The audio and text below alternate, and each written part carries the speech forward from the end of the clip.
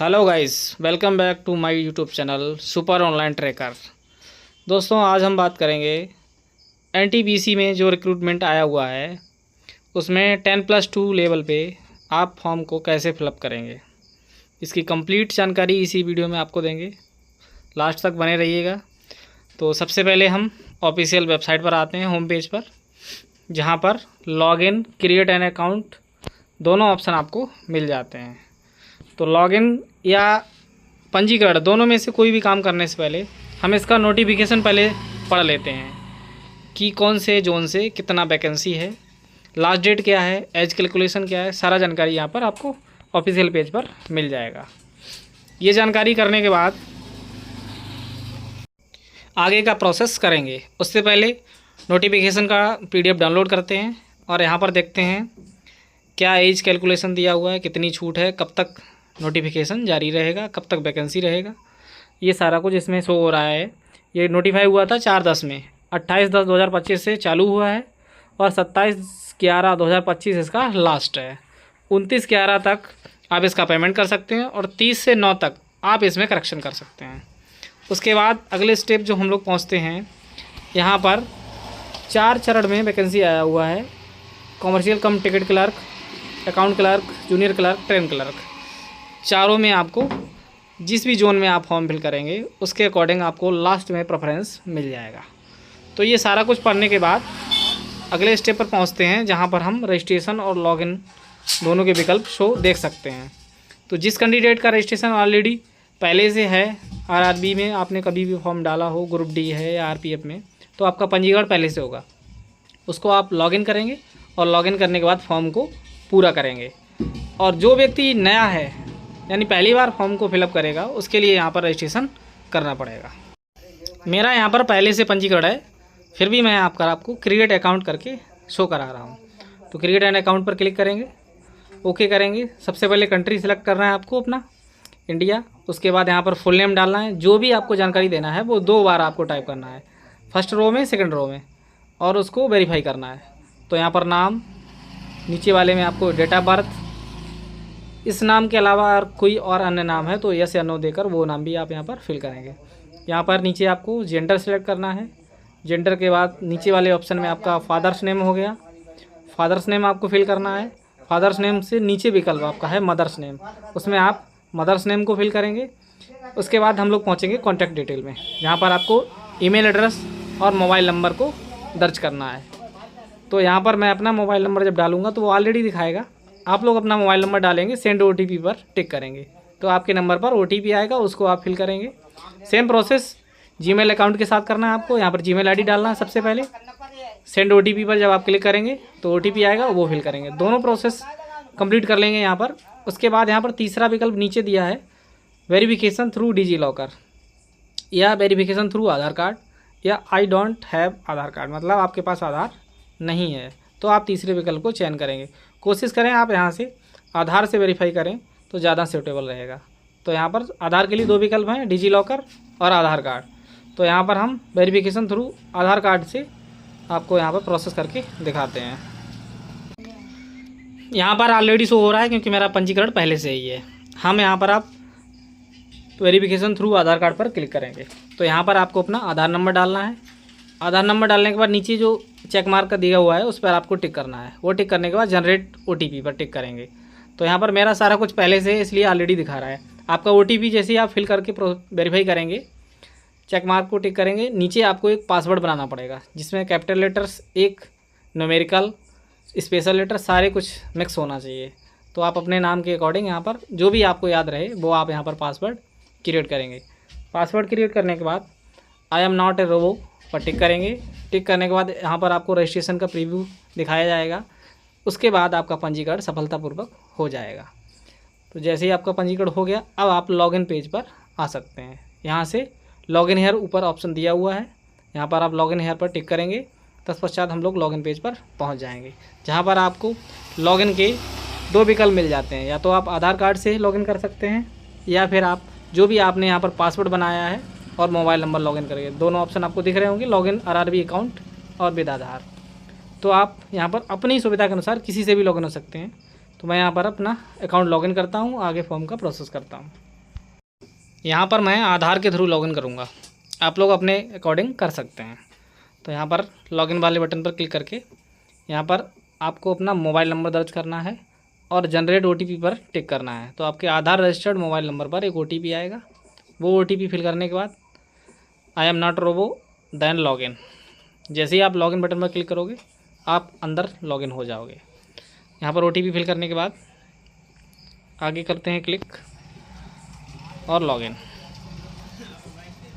जैसे ही आप होगे यहाँ पर इस तरीके का डैशबोर्ड आपको शो हो जाएगा। यहाँ पर आपको ऑनलाइन एप्लीकेशन वाले बटन पर टिक करना है।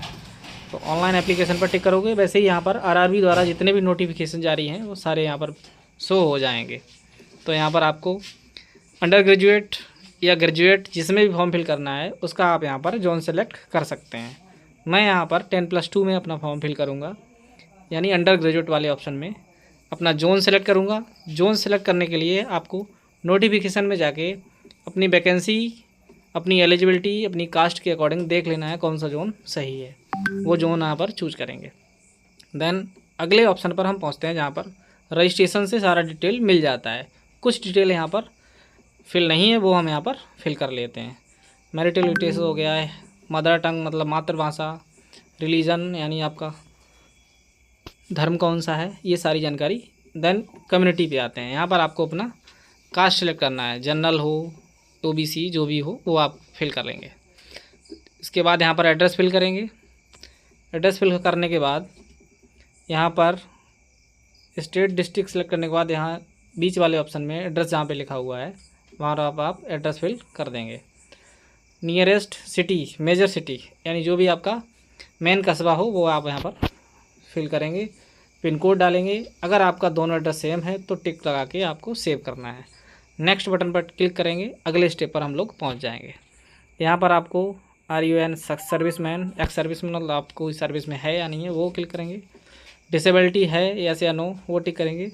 यहाँ पर अपने अकॉर्डिंग आप लोग यस या नो कर सकते हैं। ये यहाँ पर यस या नो भरने के बाद नीचे स्क्रॉल करते हुए आएंगे तो यहाँ पर आपको अपना एक अकाउंट नंबर देना है। रेलवे रिफ़ंड करता है, रिफ़ंड का स्टेटस आपको पहले होम पेज पे दिख गया होगा कि एग्ज़ाम के बाद आपको OBC कैटेगरी में 400 रिफ़ंड मिलता है, SC ST में 250 रिफ़ंड मिलता है। उसके लिए यहाँ पर एक अकाउंट नंबर फिल करना है। तो सबसे पहले यहाँ पर अकाउंट होल्डर नेम, उसके बाद यहाँ पर refund of fee bank account number, जिस अकाउंट में आप अपना रिफ़ंड चाहते हैं वो अकाउंट डालना है, उस अकाउंट को दोबारा फिल करना है। और चौथे विकल्प पर आपको IFSC कोड देना है। IFSC कोड जैसे ही आप कंफर्म करोगे ब्रांच नेम ऑलरेडी यहाँ पर शो हो जाएगा। तो फटाफट से ये डाल लेते हैं और डालने के बाद यहाँ पर सेव बटन पर टिक करेंगे। सेव करने के बाद नेक्स्ट बटन पर टिक करेंगे और हम लोग अगले पेज पर पहुँच जाएंगे। यहाँ पर आपका क्वालिफिकेशन डिटेल है। मैट्रिकुलेशन यहाँ पर सेलेक्ट हुआ, यानी 10वीं क्लास आपका सेलेक्ट पहले से मिलेगा। कहाँ से आपने किया है उसका स्टेट यहाँ पर सेलेक्ट करना है। आपने डिस्ट्रिक्ट जहाँ से भी अपना क्वालिफिकेशन कंप्लीट किया है वो डालना है। बोर्ड आपको यहाँ पर डालना है। बोर्ड डालने के बाद यहाँ पर डेट ऑफ पासिंग डालना है। डेट ऑफ पासिंग, फिर रोल नंबर, उसके बाद सर्टिफिकेट नंबर जो मोटा मोटा मार्कशीट पे दिया होता है वो आपको डालना है। और लास्ट ऑप्शन है do you have typing English and Hindi on computer. Hindi English में आप कंप्यूटर में कोई भी टाइपिंग आपके पास है या नहीं है वो यहाँ पर यस या नो करना है। उसी के अकॉर्डिंग आपको लास्ट में वैकेंसी शो हो जाएंगी। तो यहाँ पर ये फटाफट हाई स्कूल और इंटर दोनों की हम यहाँ पर डिटेल सेलेक्ट कर लेते हैं। क्वालिफिकेशन देने के बाद हम नेक्स्ट बटन पर टिक करेंगे और अगला ऑप्शन आता है आपका फ़ोटोग्राफ और सिग्नेचर का। तो यहाँ पर कैप्चर लाइव फ़ोटो आपका खींचेगा, बैकग्राउंड वाइट होना चाहिए, आप आँखों को ब्लिंक करेंगे, फ़ोटो ऑटोमेटिक कैप्चर हो जाएगा। फ़ोटो का साइज़ आपका 30 KB से 49 KB के बीच में रहेगा। और उसके बाद हम यहाँ पर आगे का प्रोसेस बताते हैं आपको। तो यहाँ पर सबसे पहले फ़ोटो अपना लाइव खींच लेते हैं। तो यहाँ पर जैसे फ़ोटो कंप्लीट करोगे सेव करके नेक्स्ट बटन पर टिक करेंगे। टिक करने के बाद अब यहाँ पर आपने अब तक जो भी क्वालिफ़िकेशन ऐड किया है, जो भी डिटेल दिया है उसके अकॉर्डिंग यहाँ पर प्रेफरेंस आपका ओपन हो जाएगा। जो भी जोन आपने सेलेक्ट किया है, जो भी क्वालिफ़िकेशन दी है उस हिसाब से यहाँ पर वैकेंसी शो हो जाएंगी। अब यहाँ पर अपनी प्रेफरेंस आप दे सकते हैं। तो जो भी आपको उचित लगे उसके अकॉर्डिंग आप यहाँ पर सेलेक्ट करेंगे। तो फटाफट से मैं अपनी यहाँ पर सेलेक्ट कर लेता हूँ। उसके बाद अगले स्टेप पर पहुँचते हैं। सिलेक्ट आपको सभी करनी है बारी बारी। ये आपको कंप्लीट सेलेक्ट हो जाने के बाद नीचे स्क्रॉल करेंगे, चेक मार्क पर टिक करेंगे, नीचे वाला हेयर डिक्लेयर ये भी करेंगे और यहाँ पर आपको अपना प्लेस देना है जहाँ से भी आप हो। वो भरने के बाद आपको प्रीव्यू एप्लीकेशन देना है। यहाँ पर एक बार आपको पूरा फॉर्म शो कराया जाएगा। आप टोटल चेक करने के बाद यहाँ से एडिट भी कर सकते हैं। यहाँ से अगर आपने सबमिट कर दिया उसके बाद आप कुछ नहीं कर पाएंगे। तो यहाँ पर आपको सबमिट बटन पर टिक करके अब ये आपका एप्लीकेशन सबमिट हो गया है। यहाँ पर आप संशोधन नहीं कर सकते। तो अब हम पेमेंट करते हैं यहाँ से। तो पेमेंट का ऑप्शन दिया हुआ है, पे विद SBI ई-पे पर टिक करके आगे पहुँचते हैं। पेमेंट के यहाँ पर सभी ऑप्शन अवेलेबल हैं। डेबिट कार्ड हो गया या आपका नेट बैंकिंग हो गया, UPI हो गया, QR कोड हो गया, जिसके माध्यम से आप करना चाहें वो कर सकते हैं। तो मैं यहाँ पर अपना पेमेंट कर देता हूँ। इस तरीके से आपको नोटिस मिलेगा सक्सेसफुल। उसके बाद आपको जो भी आपने RRB में आज तक फॉर्म डाले हैं ST में जाके सारे शो हो जाएंगे।